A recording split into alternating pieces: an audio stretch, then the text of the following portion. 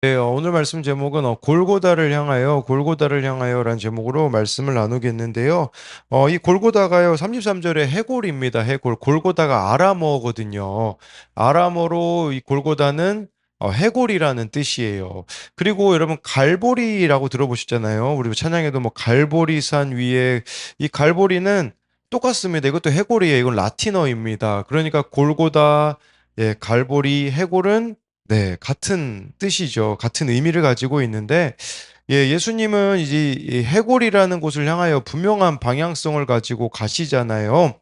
예, 이 해골, 이 골고다가 어떤 곳이겠습니까? 좋아요, 여러분들이 십자가를 지고 끝까지 가야 되는 그 목적지가 예, 바로 골고다인데, 네, 바로 내가 죽어줘야 되는 길, 또 구원을 이루는 그 길이라고 할 수가 있습니다.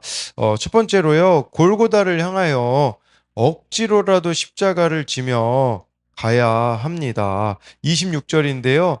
그들이 예수를 끌고 갈 때에 시몬이라는 구레네 사람이 시골에서 오는 것을 붙들어 그에게 십자가를 지워 예수를 따르게 하더라.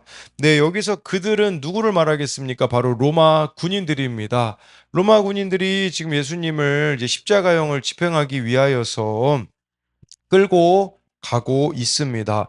그래서 이 길을요, 예수님이 이렇게 가시는 길, 그 빌라도의 뜰부터 해골까지 십자가 못 박히시는 길까지를 비아 돌로로사라고 하거든요. 이 비아 돌로로사라는 말은 슬픔의 길, 고통의 길이라는 뜻을 가지고 있습니다. 예, 예수님은요, 십자가를 홀로 지실 수가 없었습니다. 왜냐하면 이미 그 이전에 너무 많은 채찍질과 고문으로 인하여서 예, 기진할 즈음이 되셨기 때문입니다. 십자가 처형장을 향해 그 무거운 십자가를 지고 가실 수가 없었기에 이 로마 사람들이 누구에게 강제로 지게 하냐면 구레네 사람이 시골에서 오는 것을 붙들어 이 구레네 사람이라는 것은요. 오늘날 북아프리카 리비아 지역에서 온 디아스포라 유대인이었습니다. 아마도 그는 유월절을 지키러 왔을 것입니다. 로마 군인의 눈에 띄어서 예, 이렇게 십자가를 억지로 지게 되었다라고 말씀해 주고 있어요. 여러분, 우리에게도요, 내가 선택하지 않은 십자가를 져야 할 때가 있습니다. 그러나 그 십자가는 우리를 구원으로 인도한다라는 사실입니다. 마가복음 15장 21절에 좀 더 자세히 나와 있는데요. 마침 알렉산더와 루포의 아버지인 구레네 사람 시몬이 시골로부터 와서 지나가는데 그들이 그를 억지로 같이 가게 하여 예수의 십자가를 지우고 예, 이 마가복음이 기록됐을 때는요. 네, 이때가 한 기원 후 64년 정도였는데요. 그때가 어느 때였었냐? 바로 네로 왕제에 의하여서 기독교 박해가 시작되었을 때입니다. 근데 그때 왜 이 구레네 사람 시몬에 대하여서 이렇게 기록을 하였을까요? 그 당시 보면요. 마가 시대의 기독교인들이 박해를 피해 카타콤 같은 지하 무덤에 모여서 예배를 드리기도 했다고 합니다.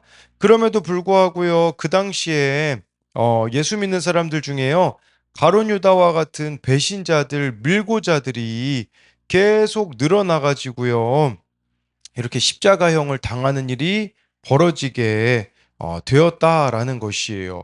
그러니까 지금 예수님 믿는 것이 너무 힘들어진 그 시대에 이 구레네 사람 시몬을 언급하는 것은요. 정말 두려움에 사로잡혀 있는 그리스도인들을 향하여서 예, 이렇게 억지로 십자가를 지고 예수님을 따라가자라는 거죠. 여러분, 우리에게도 억지로 져야 되는 십자가가 있습니다. 근데 그 십자가가요. 무엇을 의미합니까? 여기 보면요. 알렉산더와 루포의 아버지라고 말해주고 있어요. 우리가 보고 있는 누가복음에는요. 구레네 사람 시몬만 나오잖아요. 근데 마가복음엔 알렉산더와 루포라고 나오는 것은 무슨 말이냐?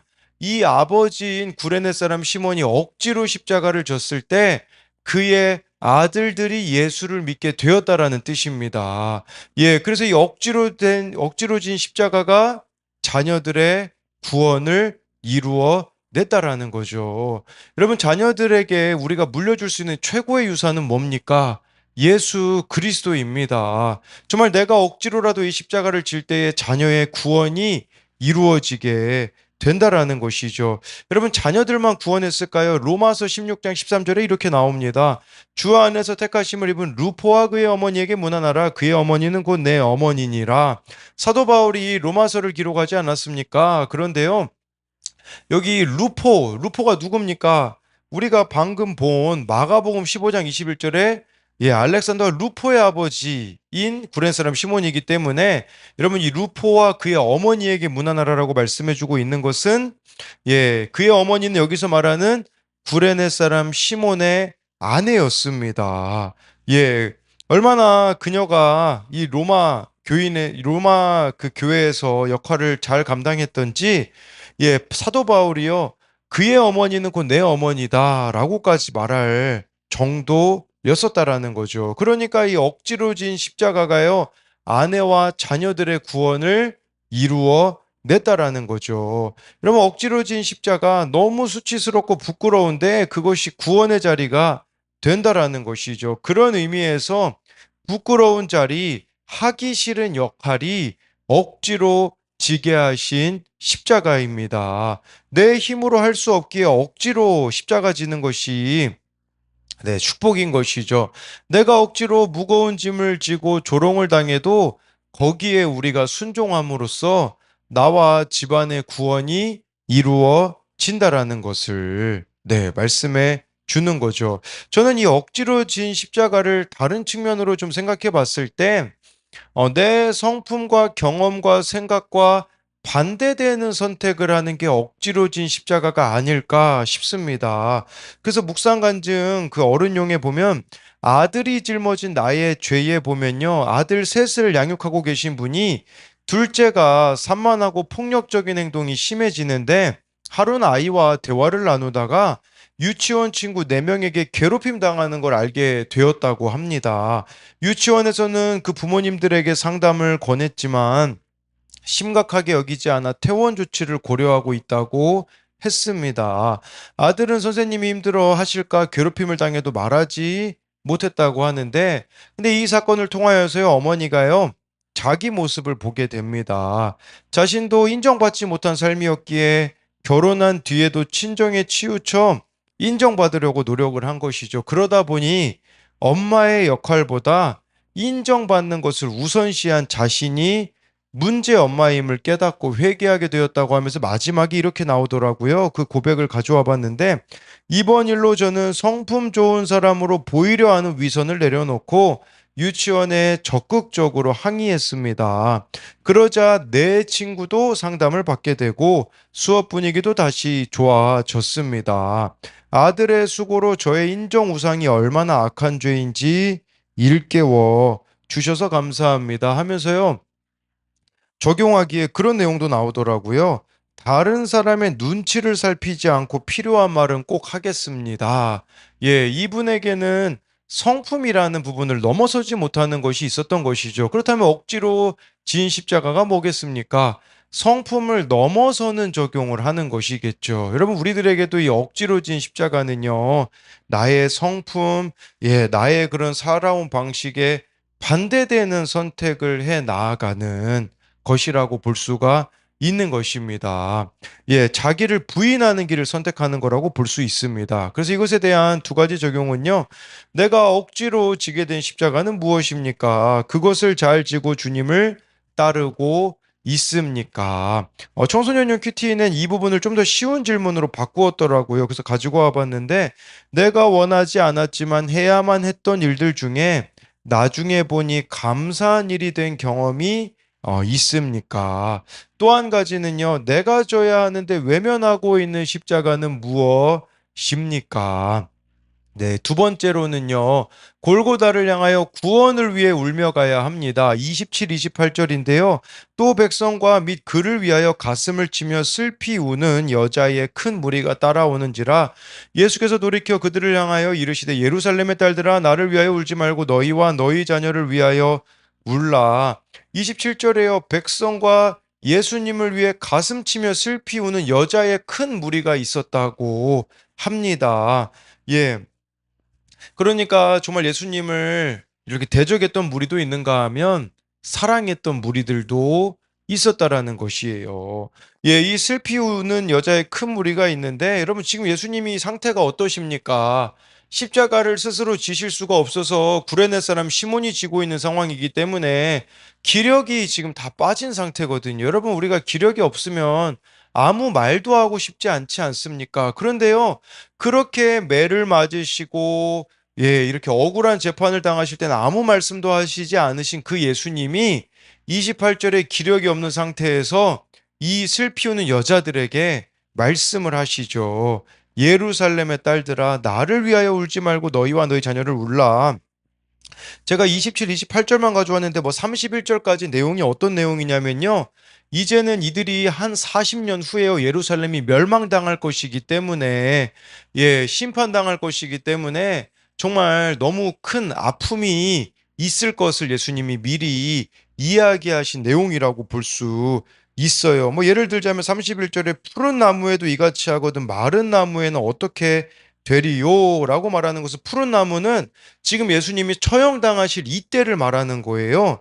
예, 마른 그 나무가 이제는 풀을 네, 마를 때는 어떤 때냐면 이제 예루살렘이 AD 70년 그 로마 디도 장군에 의하여서 망하게 될 때라는 거죠. 지금 예수님이 이 말씀은 아직 예루살렘이 명맥을 유지할 때도 이런 십자가 처형이 발생한다면 예루살렘이 패망할 땐 더욱더 끔찍한 처형이 기다리고 있다라는 거예요. 그래서 역사가 요세푸스에 의하면요.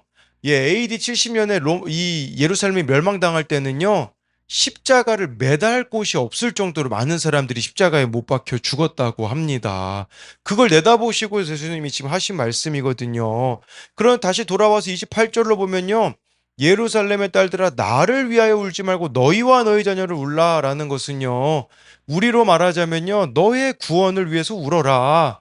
너의 자녀, 우리로 말하자면 다음 세대들을 위하여서 예수님이 울라고 하신 것이라고 볼 수가 있는 것입니다. 예수님을 모르고 심판받을 영혼들을 위하여서 울어야 된다라는 거죠. 여러분, 지금 딱 우리나라에 맞는 예수님의 말씀이 아니겠습니까? 우리도 다음 세대들을 위하여 울어야 됩니다. 지금 출산율이 최하이지 않습니까? 예, 어느 뭐 유튜버는요, 전 세계에서 가장 먼저 없어질 나라 중에 하나가 우리나라라고 합니다. 이대로 가면, 예, 더 이상 대한민국은 존재할 수 없다고 합니다. 어제 어느 영상을 봤는데요, 차별금지법을 반대한다라는 영상이었는데요. 여러분, 전 세계적으로 에이즈가요, 35에서 39%가 감소하고 있는 추세입니다.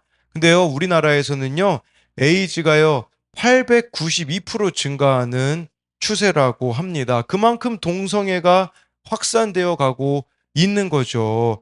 동성애가요, 절대 선천적이지 않다라고 과학적으로도 이미 증명되어 있고요. 동성애에 빠지게 되면요, 자살률이 20배나 더 증가한다고 합니다. 여러분 또 마약은 어떻습니까? 지난 2일 강릉 옥계양에서 6,700만 명이 동시에 투약할 수 있는 마약 2톤이 예, 적발되었습니다. 지금 우리나라에요, 너무나 쉽게 마음만 먹으면 마약을 구할 수 있는 곳 바로 대한민국이 되어 버렸다라는 거죠. 이러한 나라의 현실을 보며 우리는 정말 다음 세대들을 위하여서 울어야 합니다. 이들이 살아가야 할 세상을 향하여서도 울어야 됩니다. 지금 나라 빚이 얼마입니까, 여러분? 천조라고 하지 않습니까? 뿐만 아니라 교회도 보십시오. 부모님들이 신앙생활하는 자녀들이 대부분인 교회들이 있습니다. 물론 이것도 귀하겠지만 그 말이 무슨 말입니까? 부모들이 예수님 믿지 않는 다음 세대들은 교회에 오지 않는다. 이 말을 반대로 보면요. 교회들이 더 이상 다음 세대들을 전도하지 않는다라고 말할 수 있는 것이죠. 정말 다음 세대들에 대하여서 무감각한 것을 향하여서 우리가 울어야 되는 것이죠. 그래서 28절에는요, 우리를 향하여서 구원 때문에 여러분들이 울라는 겁니다. 여러분들이 흘리고 있는 눈물은 어떤 눈물입니까? 정말 우리의 눈물의 방향이 어디로 향해 있는지를 봐야 되는데, 이 부분에 대해서는요, 청년용 큐티인 구원을 위한 애통의 눈물에 보면요, 이 청년은 중학생 때 엄마가 돌아가시며 재혼 가정에서 자란 자신은 가정 평화를 우상으로 삼았다고 합니다. 새 엄마와 갈등이 늘 있었는데 거기 이런 내용이 나옵니다. 그러다 말씀을 보던 중 초혼인 새엄마가 얼마나 수고를 하며 외로웠을지 생각하게 되었습니다. 저는 제가 원하는 엄마의 모습을 그려놓고 그에 맞지 않는 새엄마를 정죄했습니다. 또 저의 결혼을 반대하는 이유가 세상적이라며 부모님을 욕했지만 저 역시 상대의 믿음보다 다정함이 좋았음을 인정하게 되었습니다. 그러면서 이런 내용이 나와요. 그러자 하나님께서는 제 눈물의 방향이 어디로 향해 있는지 점검하게 하셨습니다. 자기 연민이 아니라 믿지 않는 가족에 대한 애통함으로 눈물 흘려야 함을 알려 주신 것입니다. 여전히 눈앞의 고난에 막막하지만 이제는 회개 없이 자기 연민의 눈물만 흘리는 저와 부모님, 하나님을 모르는 동생과 남자친구, 가족을 위해 애통해하며 울기를 소망합니다. 예, 우리가 흘려야 되는 눈물은 뭐냐면요, 자기 연민에 대한 눈물이 아니라 구원을 위하여서 향하는, 구원을 향하여 눈물 흘리는 우리가 되어야 된다라는 것이죠. 사실 우리가 구원을 인생의 목적으로 두고 산다면요, 눈물 마를 날이 없을 것입니다. 그러나 지금 우리의 눈물이 말라버린 이유는 무엇입니까? 더 이상 우리가 구원에 관심을 갖고 있지 않기 때문입니다. 그리고 또 우리가 흘리는 눈물은 자기만을 위한 눈물, 자기 연민만을 위한 이 눈물이 되고 있지 않느냐라는 것이겠죠. 그래서 정말 우리가 구원을 향하여서 우는 우리들이 되었으면 좋겠습니다. 그래서 이것에 대한 두 가지 적용도요. 오늘 나는 무엇 때문에 울고 있습니까? 내가 구원을 위해 애통하며 울어야 할 대상은 누구입니까? 또 한 가지는요, 고난 주간을 보내면서 내가 진심으로 인정하고 울어야 할 나의 모습은 또는 나의 죄악은 무엇입니까? 기도하겠습니다. 살아계신 하나님, 오늘 말씀에 예수님은 골고다로 십자가 지시러 가십니다. 분명한 방향성을 가지고 구원이라는 목적을 향하여서 예수님은 가십니다. 정말 그 가시는 길에 너무나 많은 고초를 당하셔서 십자가를 지실 수가 없어서 구레네 사람 시몬이 억지로 십자가를 집니다. 정말 그 부끄러운 십자가를 구레네 사람 시몬이 억지로 졌을 때 어떤 일이 일어납니까? 자녀들과 아내의 정말 가정 구원이 일어나는 모습을 봅니다. 우리도 내가 원하지 않는 억지로 져야 되는 십자가가 있습니다. 그 십자가를 정말 잘 지고 갈 때에 하나님 우리의 가정 가운데에 구원의 역사가 이루어지게 하여 주옵소서. 정말 아직 자녀들이 아직 배우자가 하나님 앞에 돌아오지 않았다면 정말 내가 구원을 위하여서 흘려야 될 눈물이 있는 것임을 알고 자기 연민의 눈물이 아닌 정말 구원을 향한 애통함으로 나아갈 수 있게 하여 주옵소서. 그리하여서 정말 눈물이 멈추지 않는 자들이 되기 원합니다. 정말 예수님 오실 때가 가까이 온 것을 우리는 많은 것들을 통해서 보고 있습니다. 그럼에도 불구하고 인생의 목적이 구원이 아니라 행복을 향하여서 가고 있기에 정말 자기 연민에 빠져 있는 자들이 얼마나 많은지 모릅니다. 이제는 자기 연민을 향한 그 발걸음을 멈추고 구원을 위하여서 내 옆에 아직 예수님께 돌아오지 않는 자들을 향하여서 우리가 애통하며 나아갈 때에 하나님 우리들을 통하여서 그 구원의 역사가 이루어질 수 있도록 주여 함께하여 주옵소서. 정말 예수님께서 나의 죄를 위하여서 십자가에서 죽으신 그 사랑을 기억하며 나 또한 다른 이들을 위하여서 정말 나의 삶을 내어주는 하나님의 사람들 되게 하여 주실 것을 믿으며 살아계신 예수님 이름으로 기도드립니다. 아멘.